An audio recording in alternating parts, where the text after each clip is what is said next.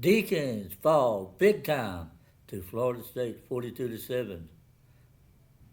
And we'll talk about that coming up on the Speaking Deacon Show.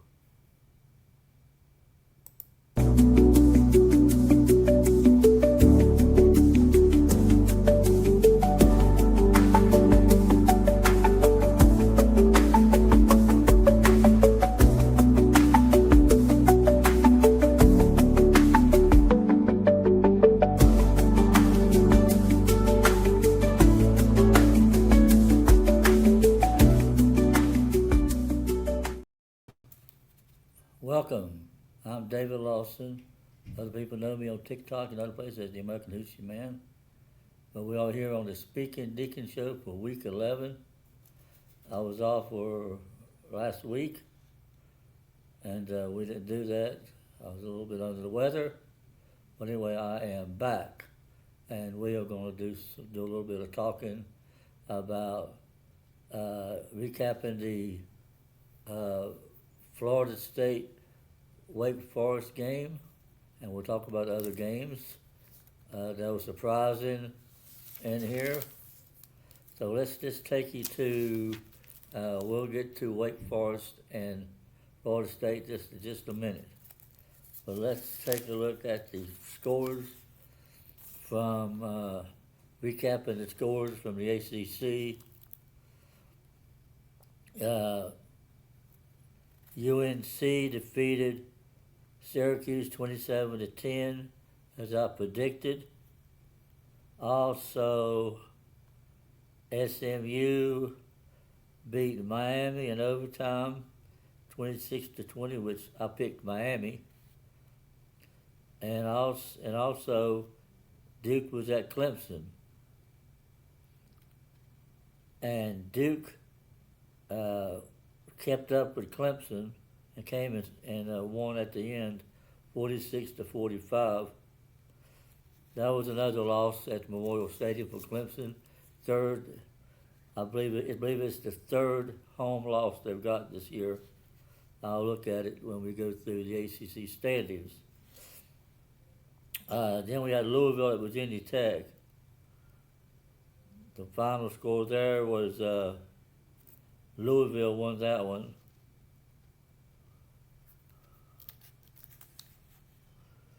And then we had Notre Dame at Boston College on that was on ESPN. Notre Dame won that one. Pitt continues to be a strong presence in the ACC. They went to Stanford and beat Stanford pretty handily, I might say. I had the score here. I thought I wrote all these scores down. But we'll go back through the scores again later on. I'm just kind of going over who won.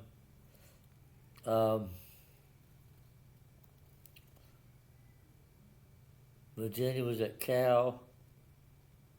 Virginia won that game. Georgia Tech went to Raleigh and played North Carolina State and got beat. That broke the there was 8-0. It seems like every time they go to 8-0, which has been far and few between, and they can't never reach 9. It always breaks their streak. But anyway, Georgia Tech lost their first game of the season. I believe that one was 48-36. And then we got Wake Forest at Florida State.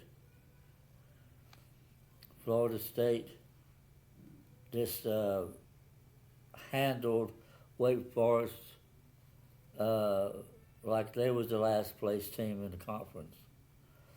Wake Forest came in expected to do better on all phases, but it seems like that Wake Forest on all three phases just couldn't get it done.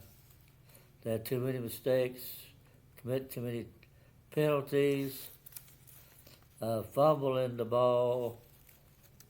Wow, I mean, who would have thought? I mean, it's just ridiculous. But anyway, that's just the way the ball bounces, I guess. So now we're going to get back to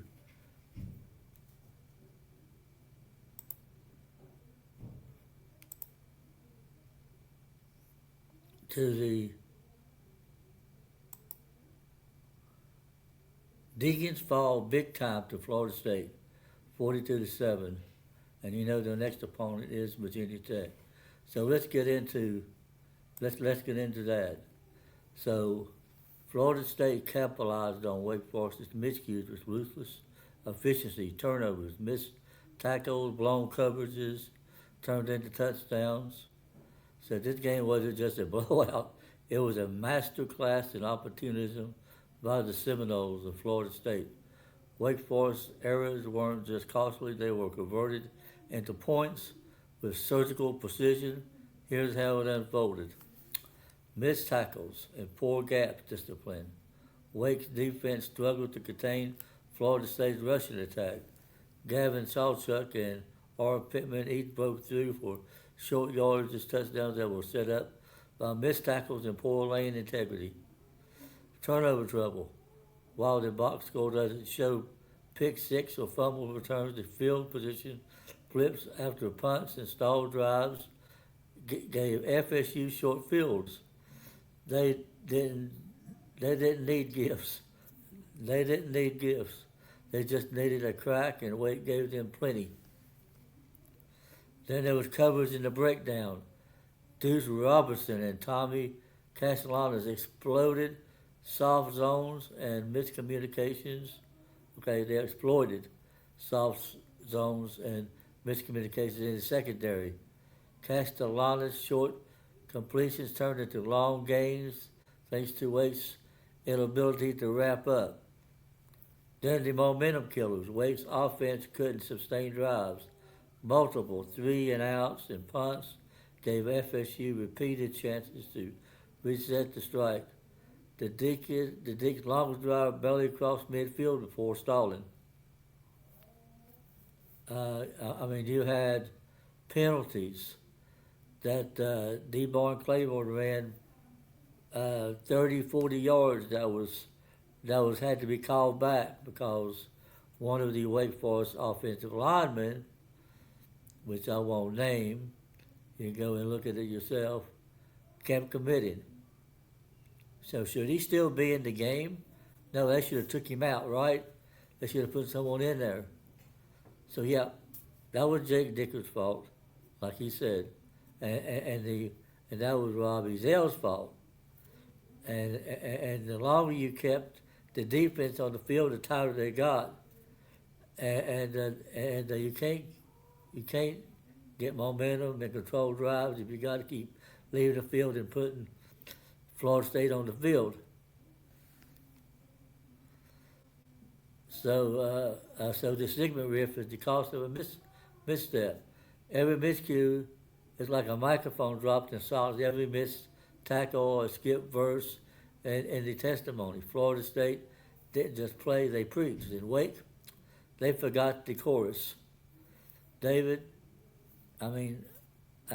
fans, Jake Dicker, team, everybody's looking at this, it don't matter. This is the kind of game that begs for a speaking deep segment built on hard truth, and that's what I'm, poetic fire, and that's what I'm doing today. And I'll have a commentary at the end of this, just to let you know how things are unfolding, and hopefully they'll get fixed.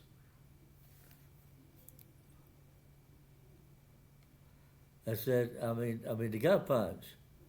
Wake Forest came in ranked top tier nationally at limiting explosive plays. They came in tight covered discipline gaps. Bend don't break philosophy, but Saturday night, it's like the blueprint got shredded mid-sermon. Someone just shredded the playbook, or someone just shredded the songbook or whatever. It was just totally a disaster. FSU didn't just find the cracks. They blew the doors off. And every miscue became a runaway. Every missed tackle turned into a highlight reel. And the worst part The DEACS knew better. This wasn't a breakdown, it was a betrayal of their own identity against one of the worst teams in the conference. They could beat SMU, and they can almost beat Georgia Tech, and should have, and they can, and so forth, and I go on, but they can't beat one of the worst teams in the conference. Ridiculous. They can't go in there and play and just stay focused because they lost focused. And what more can you say? When the firewall fizzles, a testimony of broken containment always hits. So that's enough of this fall of the Bigtime Fall, I call it. So, you know the final score. Florida State 42-7 over Wake Forest. So, what next is Virginia. Virginia is next. And they got to go to Charlottesville, where they've won 7 straight games. But 5 of those were very close. So this is a winnable game for Wake Forest going up to Charlottesville if they play the way they're capable of playing. Play defense, get their offense fixed. Well, at least they're half good anyway. So that's enough for this one. So in our next segment, we'll be talking about something else. I'm not sure, but we'll find out here in just a minute.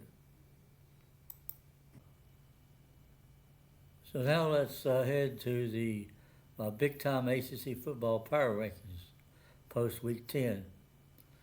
Virginia, Pitt, number 2. Louisville, number 3. Duke, number 4. Georgia Tech is number 5. Miami's number 6. SMU, number 7. Cal, number 8. North Carolina State, 9. Wake Forest drops a little because of their loss. They're 10. Virginia Tech's 11. Clemson's 12. Stanford's 13. UNC's 14. And despite FSU's win over Wake Forest, I still think they're one of the worst teams in the conference, and they're going to be right around 15. Syracuse 16, and the worst team in the conference is Boston College. I got them at last at number 17. So now let's move over to my picks. So SMU's at Boston College. I'm picking SMU. Duke is at UConn. I'm picking Duke. Syracuse is at Miami. I got Miami winning that one. Stanford at UNC. Despite their performance against Syracuse, Syracuse is down there at the bottom. They ain't really got anything. So Carolina beat Syracuse, but they didn't beat much. They had a pretty good time of beating them. So but Stanford, I think, is a lot better than Syracuse. And that's why I got Stanford coming to Chapel Hill and beating North Carolina. I got Louisville beating California. Cal's at Louisville. Louisville keeps it rolling. I think they're one of the best teams in the conference right now. Clemson is hosting Florida State, and I told people, I said, well, Florida State probably won't win another game the rest of the year. And I think that's so because Clemson almost beat Duke, which is a very good football team. Florida State's hung over Wake Forest, winning their biggest game of the season besides Alabama. I guess they thought Wake was Alabama or something, but anyway, I just don't think Florida State's going to come in. And I don't think Clemson will lose a fourth straight home game. I mean, they've already lost 3 home games at Memorial Stadium, which most people call Death Valley, and I just don't think that Clemson will lose this one. And then we move to the other game, Wake Forest at Virginia. Virginia's won 7 straight, and Wake Forest is looking to come back on the road and play the way they can. Virginia has won 5 straight close games, which could have been flipped, and they could have lost those games. And I think this is a winnable game for Wake Forest. But right now, they got to show me. They got to show me that they can win, and they haven't won any games except for SMU. I mean, if they play to get like they did against SMU, then I think they'll beat Virginia. But as you see, I'm picking Virginia to beat Wake Forest. It should be a pretty good game, should be, but we'll see. So you see, last week I was 6-3 on my picks, losing the, let's see, which one it was that I lost. So I lost the Miami game because I picked Miami over SMU.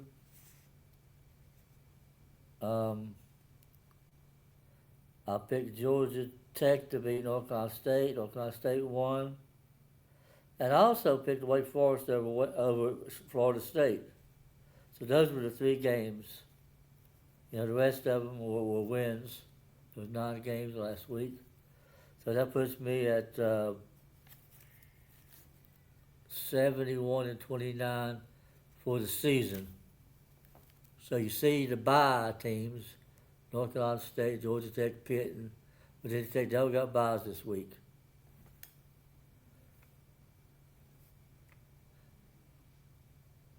So that's it for my picks. If you got any questions, leave a comment if you agree with them or not. I mean, I think they're pretty good picks. I mean, some of these you might not like because they're your own team, but I think that they're pretty good picks right now. So now we're going to move to the preview and next week's games. I'm not going to go into details about it, but I'll give you who was what and the spread and all that stuff like I normally do. And then following this, I'll go to my Deacon HUDDLE commentary, which is new. I haven't done this. So we will go to the games in the ACC. Like I said, SMU's at Boston College. SMU's 11.5-point favorite according to Vegas. These are Vegas spreads, not mine. Syracuse is at Miami. Miami is a 28.5-point favorite.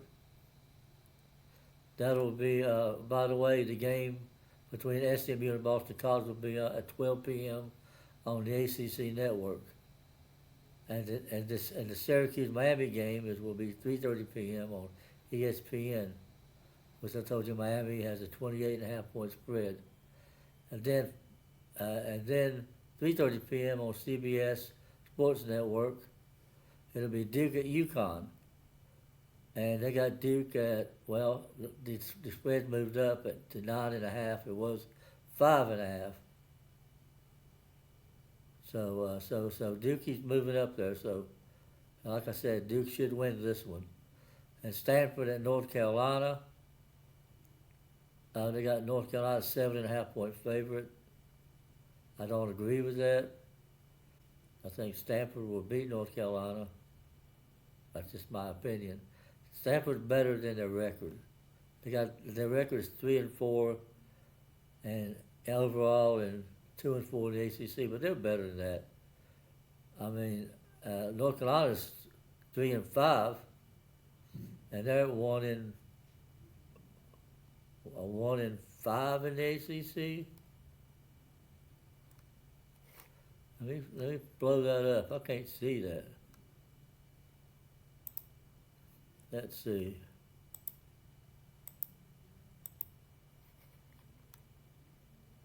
That don't make sense. No, I know North Carolina is 3-5 and 1-3. So they've only won one game in the conference. So why are they picking that one?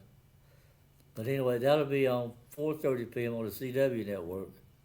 Again, UNC is 7.5 points. I believe this thing up so I can see it better. Then at 7 p.m. on ESPN, that's another night game for Wake Forest. Going to Charlottesville. Like I said, it's a winnable game. Wake is 5-3, one game shy of bowl eligibility. Virginia is number 12 in the country, 8-1, 5-0 in ACC, undefeated in the top of the ACC. UVA is a 6.5 point favorite. I think this is a winnable game, so they only got about less than a touchdown. So it ought to be a pretty good game. That's the spread by Vegas. Then we have at 7 p.m. on ESPN2, California at Louisville. They're number 14 in the country. The spread there is Louisville 19.5. That'll be at 7 p.m. on ESPN2. And then the last game, which everybody's probably waiting to see that one, 7 p.m. on the ACC network. Florida State is 4-4, 1-4 in the ACC. Clemson's 3-5 and 2-4 in the ACC. Clemson has a slim margin of 2.5 at home. And that's why, I'm picking Clemson because I just don't think they'll lose to Florida State at home. They're bad as it is. And I just don't think, I just don't believe that Clemson will lose to Florida State. Because like I said, beating Wake will probably be their only win in the ACC this year. So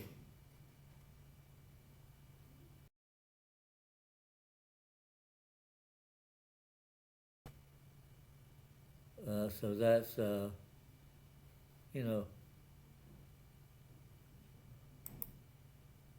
so that is where we stand right now. And as we move on, we got just a few minutes left. So I'm going to do my commentary.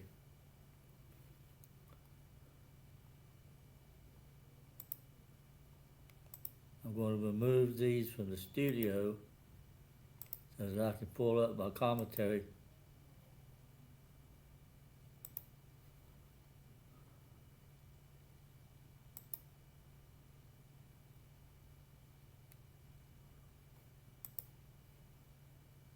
So like I said, I have a new thing that I'm doing called Deacon Huddle Commentary, and so I'm going to do this one right now. So this is my Deacon Huddle Commentary.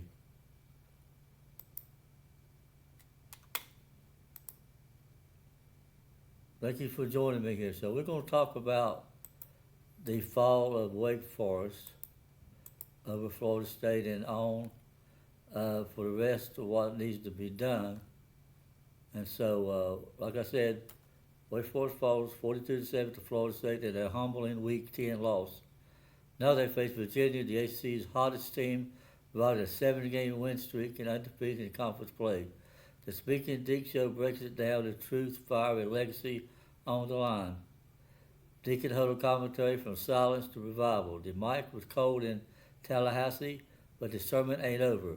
It's time to recalibrate, refocus, and rise. So what went wrong versus Florida State? Wake Forest was shut out for 3 quarters and only found the end zone late in the fourth.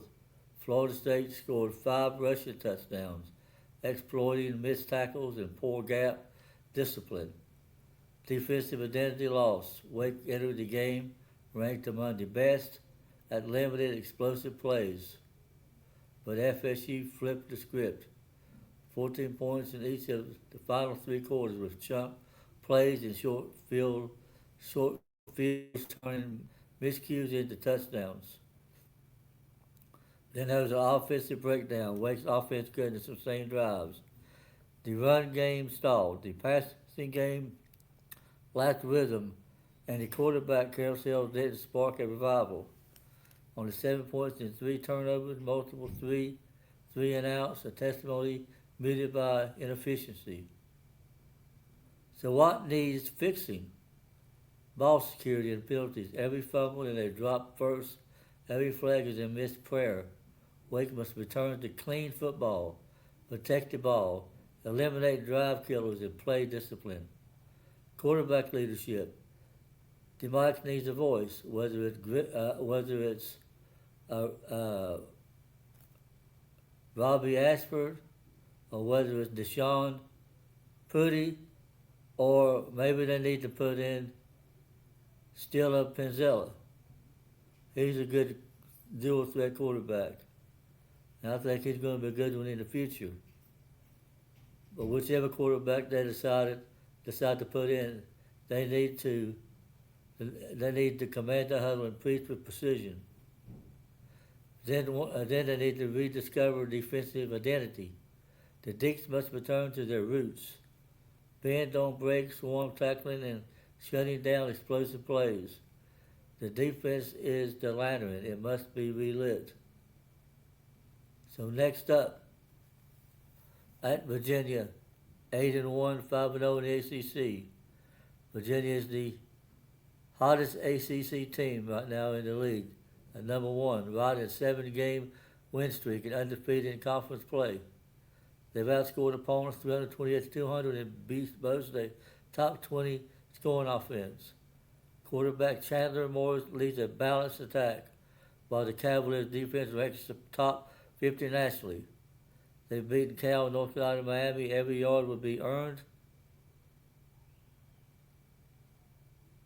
Wake's challenge is silence the crowd in Charlottesville, play mistake-free football, and let the defense preach again. Find rhythm early and protect the bike. So my final word, the scoreboard in Tallahassee was a silence, but silence can be scarce. If it leads to revival, Virginia is the mountaintop. Wake must climb with discipline, fire and legacy in their heart. The next step is a chance to testify. Let the lantern burn bright. Thank you. This is David Lawson. This has been my commentary for today. Thank you for joining me here today.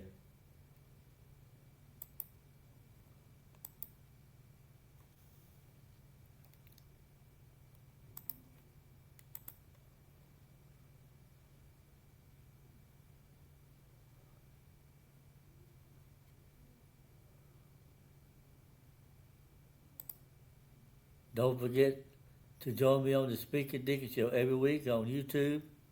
Also, you can see it on X and also on Facebook, but I'll be downloading it first and sharing it on other networks like X and Facebook and so forth. So be sure to join me on this and on other social medias. Like I said, this is David Lawson. You have a great day. And this has been the Speaking Deacon Show.